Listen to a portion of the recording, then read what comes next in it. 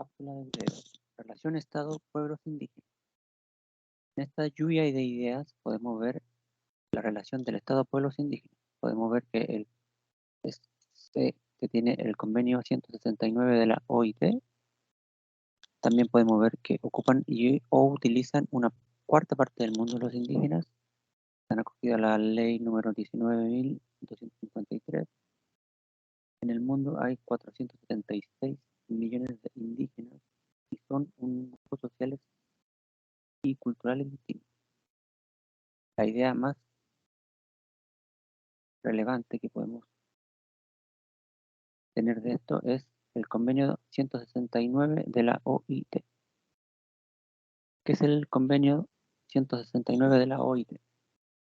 Para empezar, podemos decir que la OIT es la Organización Internacional del Trabajo sobre pueblos indígenas y tribales en países independientes. Es un tratado internacional adoptado por la Conferencia Internacional del Trabajo en Ginebra el 27 de junio de 1989. Siendo ratificado por Chile en septiembre del año 2008, entrando en vigencia el 15 de septiembre del año 2009. Este convenio se fundamenta en el respeto a las culturas y la forma de vida de los pueblos indígenas y reconoce sus derechos sobre las tierras y los recursos naturales, así como el derecho a decidir sus propias prioridades en lo que atañe al proceso de desarrollo. ¿Cómo surge el convenio 169? Con fecha 27 de junio de 1989, la Conferencia General de la Organización Internacional del Trabajo adoptó el Convenio 169 sobre pueblos indígenas y tribales en países independientes. El Congreso Nacional lo aprobó y desde el 15 de septiembre de 2009 forma parte de la legislación chilena. ¿A quiénes se aplica? Se aplica a los pueblos indígenas y tribales en países independientes. ¿Qué responsabilidad asumen los gobiernos? Los gobiernos deberán asumir con la participación de los pueblos indígenas la responsabilidad de desarrollar acciones para proteger los derechos de estos pueblos y garantizar el respeto a su integridad. ¿Qué dice el convenio sobre los derechos humanos y la discriminación? Los pueblos indígenas deberán gozar plenamente de los derechos humanos y libertades fundamentales, sin obstáculos ni discriminación. ¿Qué hacer? ¿Qué deben hacer los estados para aplicar las disposiciones del convenio? Se deben reconocer y proteger los valores y prácticas sociales, culturales, religiosas y espirituales propias de los pueblos y respetarse la integridad de sus valores, prácticas e instituciones. ¿Qué dice el convenio acerca de la consulta de los pueblos originarios? Se señala que se deberá consultar a los pueblos originarios mediante procedimientos apropiados y en particular a través de sus instituciones representativas, cada vez que se prevén medidas legislativas o administrativas susceptibles de afectarles directamente. ¿Hay alguna alusión a las prioridades de desarrollo de estos pueblos?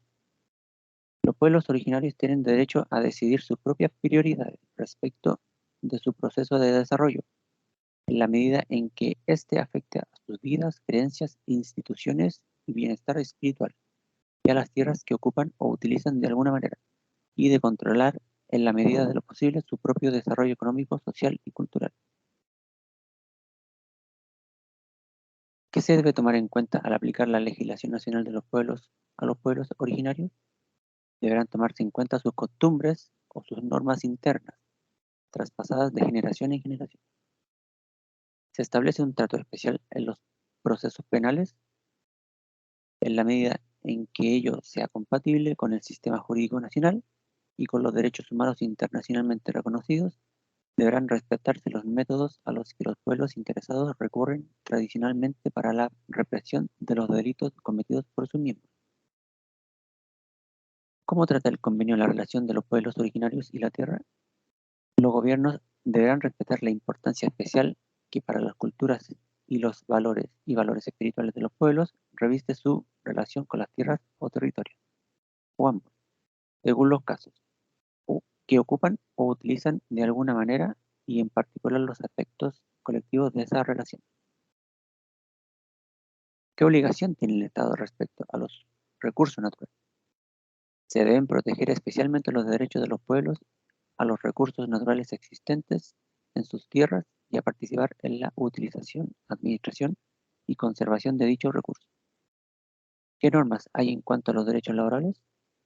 Los gobiernos deben adoptar medidas especiales para garantizar a los trabajadores pertenecientes a esos pueblos una protección eficaz en materia de contratación y condiciones de empleo, en la medida en que no se estén protegidos eficazmente por la legislación aplicable a los trabajadores en general y evitar la discriminación. ¿Hay disposiciones en el convenio sobre temas de salud?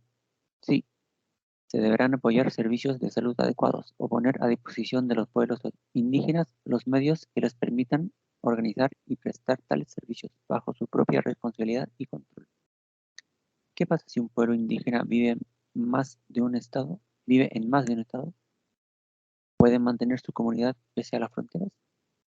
Tomando en cuenta que muchos pueblos indígenas de las mismas culturas comparten fronteras de países, los gobiernos deberán tomar medidas apropiadas, incluso por medio de acuerdos internacionales, para facilitar los contactos y cooperación entre los pueblos indígenas a través de la frontera. ¿Debe haber diferencias en la educación que se imparte a los pueblos originarios?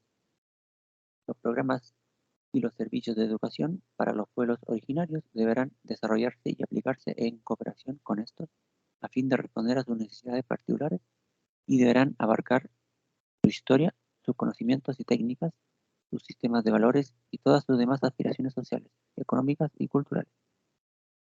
Por último, se deben enseñar las lenguas originarias.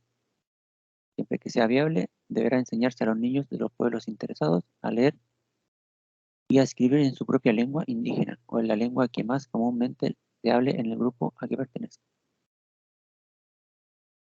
Como conclusión, podemos decir que, sin duda, cabe destacar que este trabajo ha sido elaborado concienzudamente, puesto que toca puntos importantes del gobierno chileno para con los pueblos originarios. Y cabe mencionar que es obligación del gobierno y las personas su implementación.